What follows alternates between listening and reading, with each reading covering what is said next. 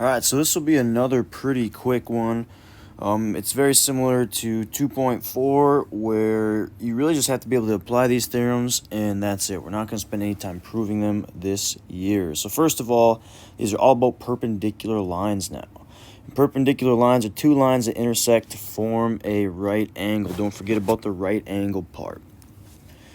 So the first one, if two lines intersect to form a linear pair of congruent angles, then the lines are perpendicular. So here's a picture of what the situation would look like. These arcs are telling you that they are congruent, and you can see here that they're forming this straight line.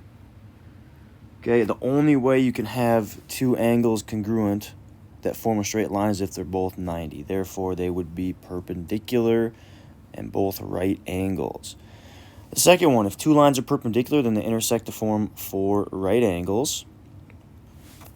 So, kind of like a traditional four-way stop, you have four right angles being formed, and you can use vertical angles or linear pairs to prove that one.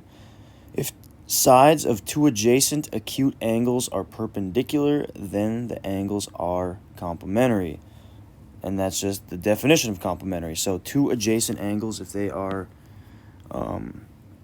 perpendicular, so that they form this right angle, and therefore they must be complementary, because that's what complementary means, two angles that add up to 90.